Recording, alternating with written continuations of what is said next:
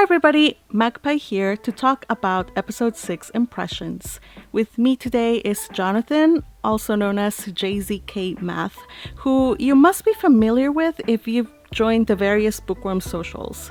He's, among other things, he's one of the Discord moderators and is also heavily involved with the Bookworm Wiki page. So thank you for your hard work, Jonathan. Thank you for having me. It's a pleasure to have you here.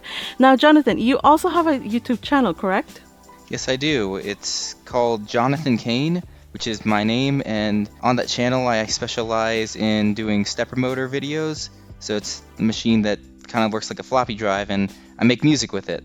So if that's your jam, then check it out. Yeah, we'll talk more about that and give links to the socials and to your YouTube channel in the description. But for now, let's dive into the latest episode.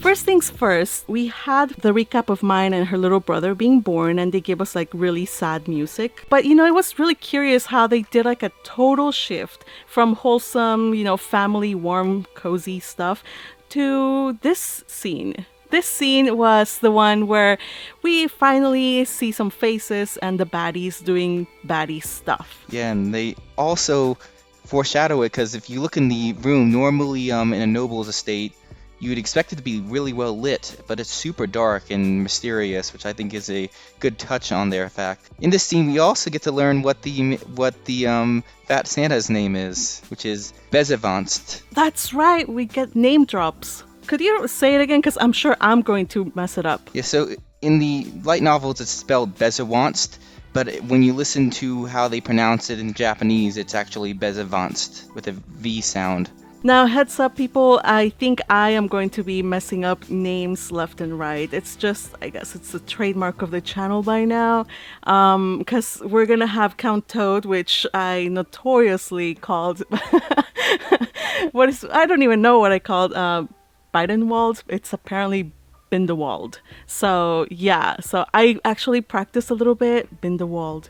Yep. But to be safe, I think I'll just stick to Count Toad. Count Toad, Bindewald, the same thing. It's a terrible name for a terrible man anyway. Oh my gosh. It was actually a really long segment. Like usually you get just a few seconds, maybe half a minute before of like this prologue before they go into the opening scene. But I actually saw like this whole thing was 2 minutes and 30 seconds long. I was actually wondering, are we even going to get an opening song, or is it going to be like one of those episodes where they just pack it and skip openings or endings? So even so, they skipped a lot of like nuances and a lot of detail from the light novel.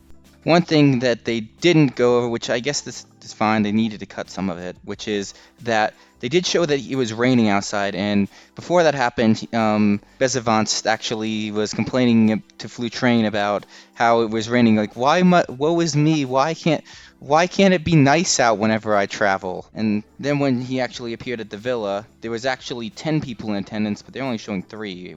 In the light novel, they kind of made it seem like they were there for a purchase. It's like they were there to buy like chattel. It's really yucky in the light novel how it is. Like there's power plays going on. Beza wants this power tripping because he feels that he deserves to have like a position of honor and all these things going on. You get a lot of like politics and layers there. The faction politics are a little bit complicated, but what I will point out is the reason why Bezavanst is the way he is because he's got a bit of an inferiority complex, which might be pretty obvious to some people, but I don't know if they probably aren't gonna explain it until I don't think so. maybe. I don't even know if they're gonna explain it at all, but by the time he actually comes up, like again, it's going to be just action anyways. Bezavanst is actually related to someone named Veronica. Veronica is the mother of the current Archduke. Bezavanst is Veronica's younger brother. So normally Archduke candidates have a ton of mana, but Bezavanst has barely any, so he ended up getting thrown into the cathedral like a lot of nobles are who are thrown in the cathedral. And so that caused him to have an inferiority complex. And so when a commoner who should be beneath him suddenly crushes him, it steps on his precious little heart, I guess. Oh, poor baby. His ego. He basically becomes extremely petty about that. That's right.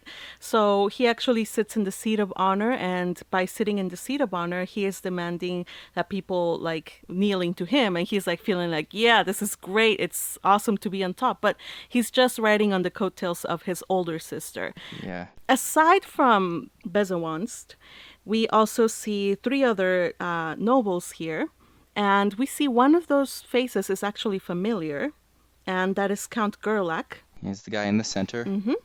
And he's his all his plans have been foiled, and they're pretty upset about the fact that they missed out on a perfect opportunity to kidnap Myne. And also along in that same room is a woman and Count Toad. So let's finally talk about these people. Yeah. So the woman is Viscountess Daldorf, I think is how you pronounce it. If I mispronounced that, I'm sorry, but that's how I think it's pronounced. I think it sounds fine. Viscountess Daldorf is Shikikoza's mother. For being a villainess, she's actually really pretty. She's still an evil lady. Don't let her looks deceive you, people. The hair kind of has a Maleficent vibe to it, if you ask me. Kind of gives like the evil horns, like the devil horn type vibe to it. And the other person that we have is, brace yourselves, everybody. Protect your eyes. I'm sorry I have to do this, but here it is, Count Toad. Yeah, he's not a good sight to look at. And we learn about who this guy is. We don't get as much detail as the light novel gives us. He is from another duchy, a neighboring duchy of Arensbach, and he is actually the one responsible for lending some devouring soldiers to Count Gerlach for the attack. And he is bemoaning the fact that half of his soldiers perished or were basically vaporized during the attempted kidnapping attack at the border. Yeah, he says that he was hoping to use Myne as a replacement for the soldiers he lost. And then the light novel actually goes into describes him as a toad, because right after that it says Bindewald said before giving a throaty laugh. It sounded horrible, like a burping frog. Yeah.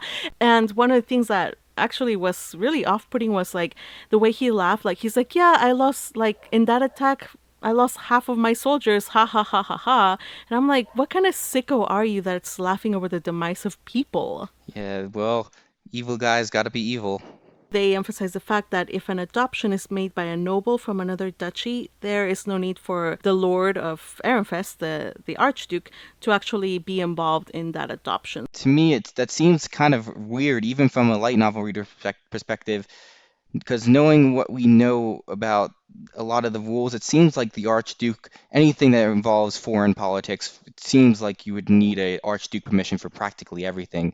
I think you like need permission to enter cities and stuff. Yes, which is why I thought the Archduke was able to sense when somebody crossed the border. I don't know. Or maybe it's when they cross through the gate. There's just some stuff that I'm forgetting. I think it's dependent on certain circumstances. I see. We aren't really given any details, and I think that to go into those details would be a spoiler for True, true. later in the story. True, true. The bishop actually doesn't say much during this whole exchange. Like, they're just talking at him. Like, we want to do these things, and if we do these things, we're going to make Ferdinand suffer. And if we make Ferdinand suffer, it'll make your sister Veronica really happy. And so they're just trying to convince him. He's really not saying anything. The light novel gives us his internal monologue, his internal dialogue. He's basically not willing to stick his neck out for anybody. He's like, why should I put myself at risk for these people and their evil schemes? But the one thing that actually managed to change his mind and convince him was this black stone. I would hope that the anime studio would be smart enough to explain it when it becomes prevalent. So I don't actually know if it's a good idea to go in it, but the light novel does go into detail about what this is. All right, so we'll leave it at that. But let's just say that it's something that he actually values for certain reasons. And yeah, and just one more thing of that was curious to me is I thought there was Bindewald that gave him that stone. Instead, in the anime, it is Count Gerlach. But I don't know if that'll matter in the long run. But That was something I actually noticed, is that I was fairly certain Bindewald is the one who gave Bezavance the black face stone. just 2 minutes and 30 seconds of the anime, and look how far we've managed to record. There's just so much to talk about. Yeah, and this part only covers the prologue for the story. I highly encourage you, anime onlys, to go read the light novel, but not right now. Not until the anime finishes. Do me that favor at least, okay? Just saying. You'll thank me for it later. Okay, so let's move on. We got the opening credit, and now we get Myne bragging about Camille to everyone. Her retainers, to Daniel, to Benno, and Benno is feeling a lot like I feel when people talk about their babies, honestly. Sometimes it's hard to relate with people with children, and in this we also hear that he already has to deal with someone else doting on on their child. So. That's right, because we learn that Otto and Karina have had their first child, Renata, who will become the Gilberto Company's future heiress. So he's complaining about the fact that he has to listen to Otto go on and on and on and on about his new child. The images of like the baby holding a spoon and eating food and just like laughing, that was absolutely adorable. Like it seems like with this episode there's gonna be a lot of cute baby vibes going our way. Yeah. And one of the people, or at least some of the people that she actually goes on to brag about her new baby brother is all of her temple retainers, which is a bit of an issue at this point. Because Delia is becoming more and more sus as the story goes on. That whole scene, I think, was pretty much spot on with the light novels. She talks about how cute Camille is, and then immediately Rosina is like, "That doesn't sound cute at all." I think that was word for word. It was word for word the same. I was like, that's true. I agree with Rosina.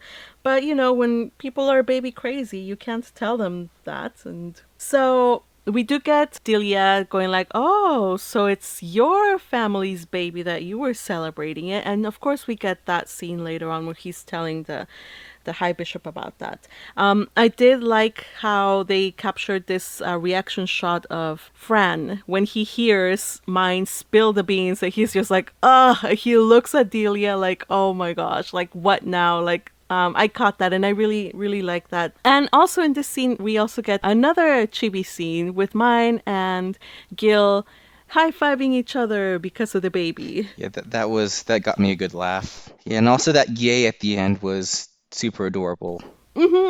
So during this scene, speaking of babies, it is right here that Wilma comes in with Dirk. We get a baby that was left at the gate. They don't know who the mother is. It was just this woman that approached the gray priest that's standing at the gate, and she's like, this is an offering for the gods. So she's just giving him away because she can't keep him. Now this does present a problem for all of the people in the orphanage because nobody there knows how to take care of babies. The people who would be experienced with taking care of babies, so that'd be like mothers who've given birth, they've all left the orphanage. I don't think that the light novels or will really explain what happened to them. Just or said that there's nobody there who has experience taking care of babies. Yeah, and asking Ferdinand about details on how to deal with children would also be not helpful, as we learn later on in future volumes. But anyway, at least we get Myne, who has some idea of what to do about feeding the baby, and she offers some suggestions. And Delia there was able to piece together the fact that there was the baby his diaper needed to be changed, and somehow they managed to come up with some kind of box to put him in. So overall, it's a group effort right here, right? Yep, and he goes from being in a box to immediately in a crib. In the back of my mind, I was like, where did they get that crib? But Yeah, the thing that just seems weird is I would assume it came from the orphanage, but it looks a little bit too fancy to be an orphanage thing. Like that would be the type of stuff you'd see in a Blue Priest's chambers, not in an orphanage where they would probably go for the cheapest thing that they can get, that they can obtain. yeah, for sure. One of the things that I also found really interesting was when Myne went to talk to Ferdinand about the baby and what they could do about it. They just said like, oh, it's highly unlikely that a person would want to come, like a wet nurse would want to come to the temple and, you know, like to help out. So, but they didn't actually cover why exactly people would like nobody would be able to come up. No one likes going into the temple. Seems like both commoners and nobles do not like the temple. I don't think that the book actually explains it at this point why that is. So they're stuck with whatever knowledge they can put together. Any noble wet And nurses would be like, I don't want to go near that temple. And then any commoner people who would be willing to do that, they're like, oh no, there's nobles. If I screw up, I'll get killed. which is why Myne's plan is to basically have everybody contribute to taking care of the baby. And not only that, but she also has a great plan to help Delia be more invested in the care of the baby. And that was actually another really cute little chibi scene that we get there. Because she plans to distract Delia from her plan to become a concubine. That was new. I'm reading through this, and I don't actually see anywhere where Myne comes up with that plan. Yeah, So exactly. that might have been a change between the light novel and the anime. I think it also has to do with how in the past episode when Delia asked her about her family, they didn't actually put so much emphasis on Delia's actual curiosity and desire to know what it was to be a family, because Delia was like, we serve you, we are with you all the time, like during the winter, we took care of every need, but you still are super like way happier going back to the city to be with your family. Like, how is this family different from us who also take care of you? So, since they omitted that, I think they maybe are wanting to add some other motive that will bring Myne to such a conclusion that this is a great idea.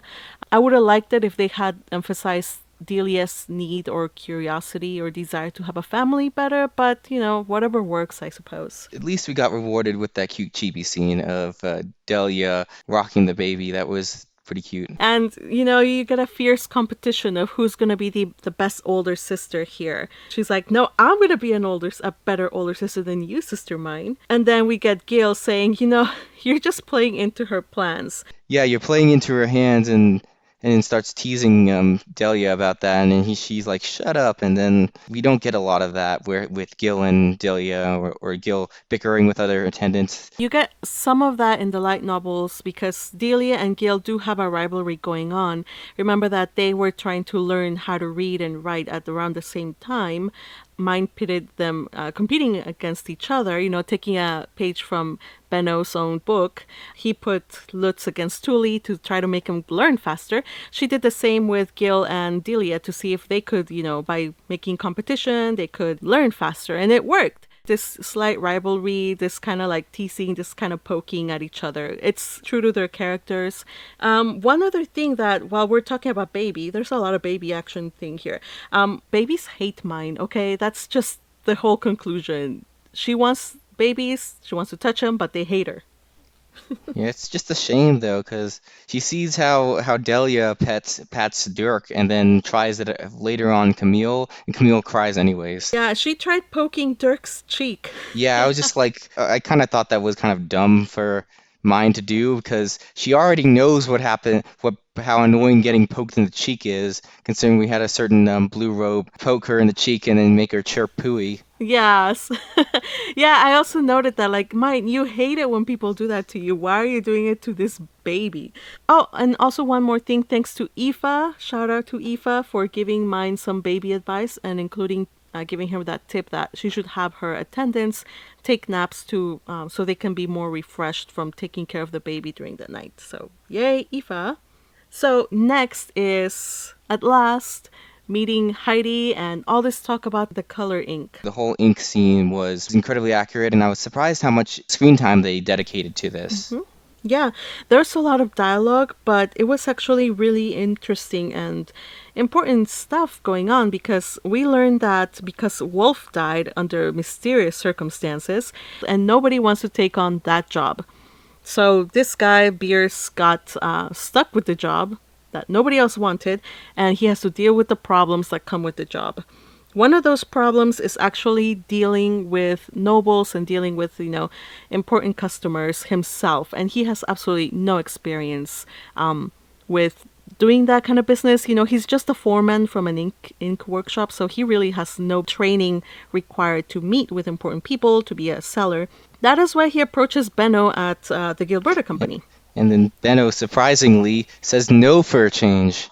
We learn that Wolf actually managed to get on the Guildmaster's bad side. And because of that, it'll be extremely difficult for them to go, back to the Guildmaster and say, like, hey, can you help us out? Because the Guildmaster would take advantage of that situation.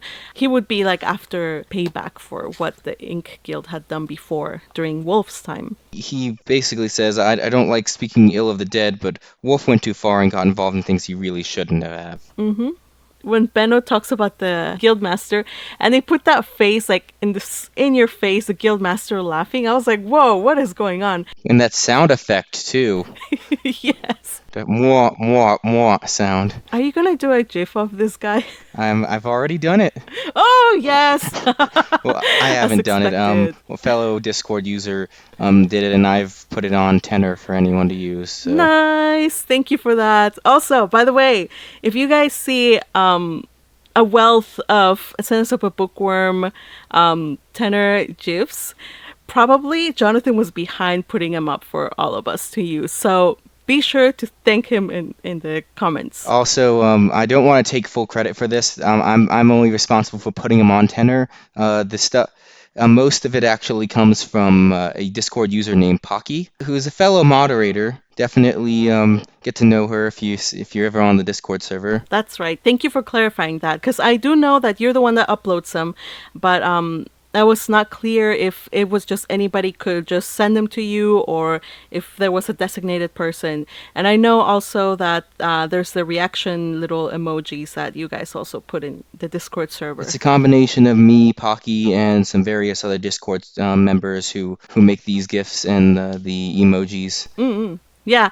After every episode, like usually I don't know if everybody does it, but I go to suggestions channel and I see what are the new ones that have been posted. I'm like, yes, that one made it. So yeah, I really appreciate that. Thank you, you guys. Yeah, and sometimes I can find a good smug face and put a Thug Life glasses on there. Yeah, my favorite by far, you know which one it is. Yep. The Ferdinand one. And my second favorite, Sylvester with the Thug Life glasses. Yeah, the episode 4 one. Yep, that's where I got it from. I cannot take credit. So yeah, wow, that was a great tangent, by the way. So you guys should know that the Bookworm community is actually really, really fun. I'm fairly new to the community, but it's people like Jonathan and, all these people that I've met through the Discord community that have just made this endeavor of me making these videos just so much more fun. So people, today's call of action will be join Discord community. Okay? Seriously, you will not regret it. Yes, please do. Link for that is on the description, okay? Let's get back on track for the story.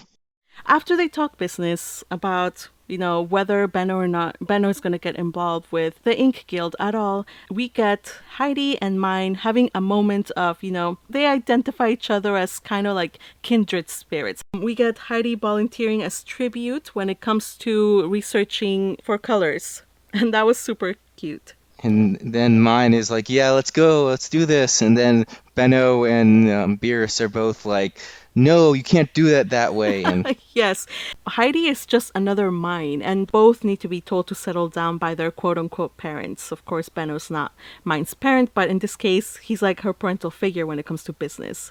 Benno tells Lutz, hey, when you and Myne go there to the ink workshop, be on the lookout and take care of these two Mynes, okay? That they don't get ahead of themselves. And Lutz is like, I already have my hands full with just one Myne. That's pretty much how it goes. And what did you think about the scene of the ink workshop? Well, for one, they described the ink workshop as like a kind of like a chemistry lab, and I didn't really get much of a chemistry lab vibe. I would have expected there to be like more stuff set up, like the tables actually being populated. To me, it looked like, it's like tables from a cafeteria or whatever, and shelves, and but yeah, it didn't have the lab look, and like I expected a lot more clutter, especially since we're dealing with somebody like Heidi, who seems to be a little bit of a scatterbrained. And I wonder how much of this was Heidi and how much of this was her husband Joseph, who we also meet. What did you think about Joseph? Or Yosef, as I should say it. He wasn't as impactful in the anime as I thought he would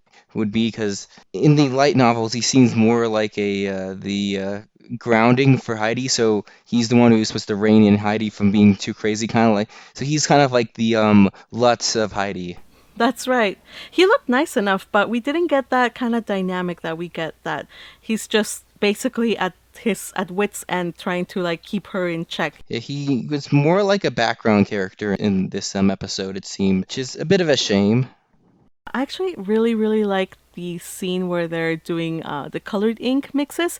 I know they spent a little bit of extra time, like they did lots of trials, and maybe they could have cut some of that stuff. But I was like, I'm really enjoying it. Partly it's because I like seeing that kind of video sometimes, like ooh how things are made. So I enjoyed when they were mixing the oils with the various pigments. Yeah, I was surprised that they went into this level of detail because we used to just them doing montages of like I was expecting them to do a montage of like we mixed various inks and then these colors showed up and it was really weird. Hmm. Instead of them sitting down and then taking an ink and then an oil and mix or a dye, a pigment and an oil, mixing it together and like oh it turned blue, and then it turned red, and then it turned ochre, and then it turned yellow and stuff like that. It's like wow, that they actually animated the whole thing. Last season, season two, at least I was guilty of complaining in my video that I wish they had put more emphasis on Ella and on Hugo.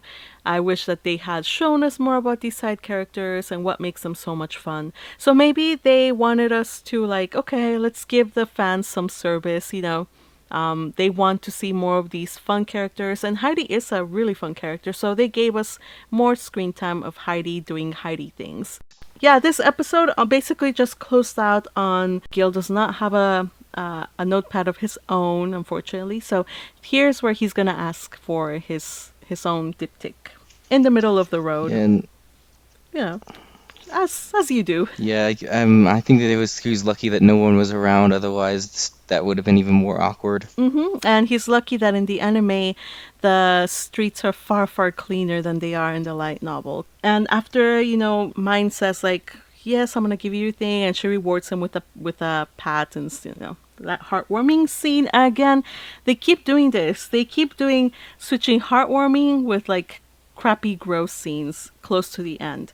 And this week's scene to finish it off is Celia spilling the beans on on everything going on with Myne and the new baby, which is why Delia? And then we have Bezavant being like, "Oh, I don't care." It's weird because Delia thinks that he's such a nice guy, and I'm like, you can clearly see he's not being a nice guy.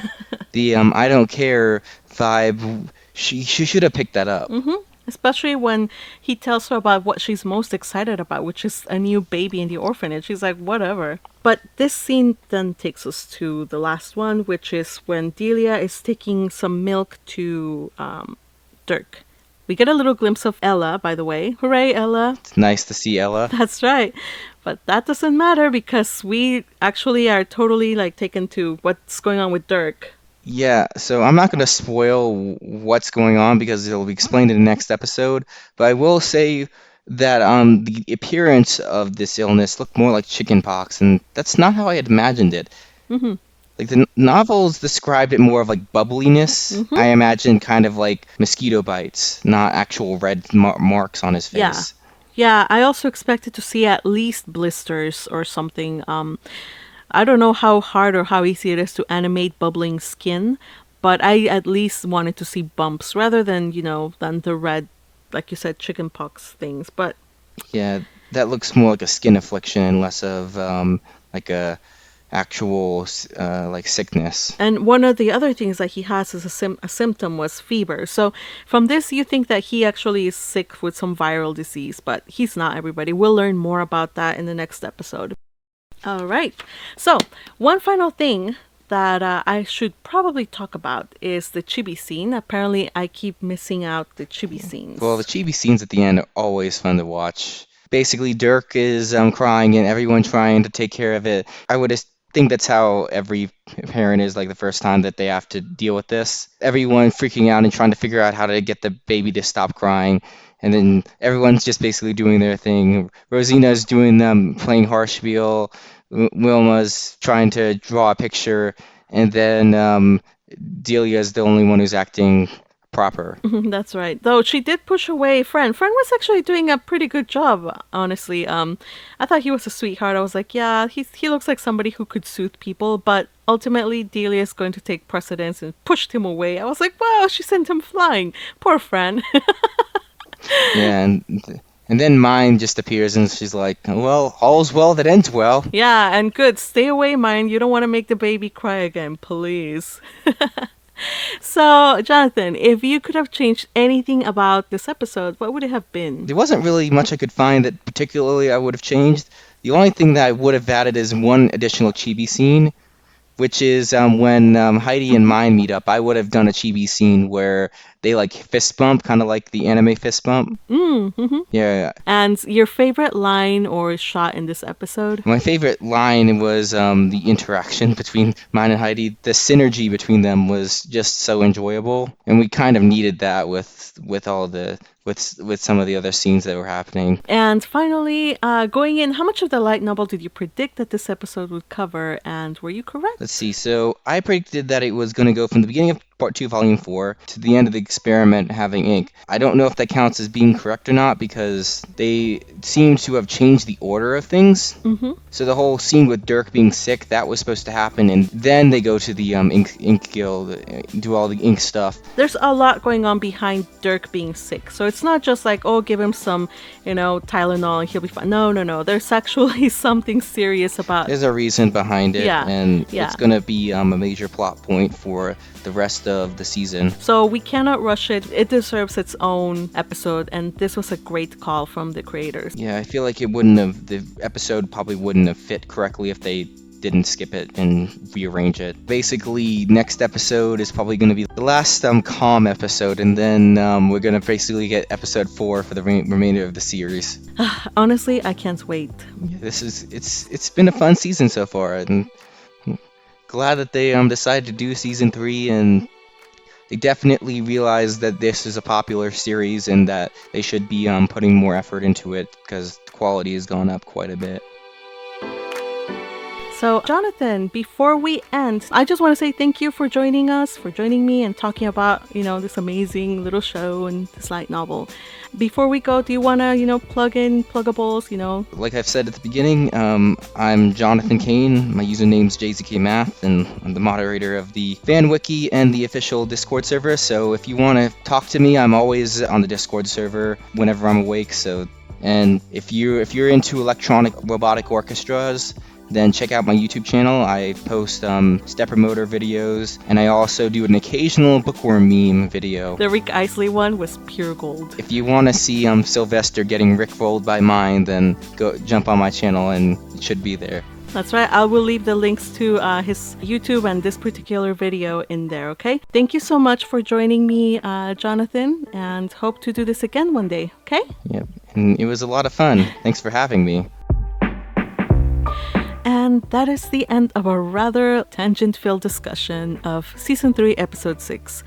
It's so much fun to fangirl with a fellow bookworm during these episodes, though they do tend to stretch for quite a while, so during each of these, I have to tearfully cut out our chats so that these videos don't end up terribly long.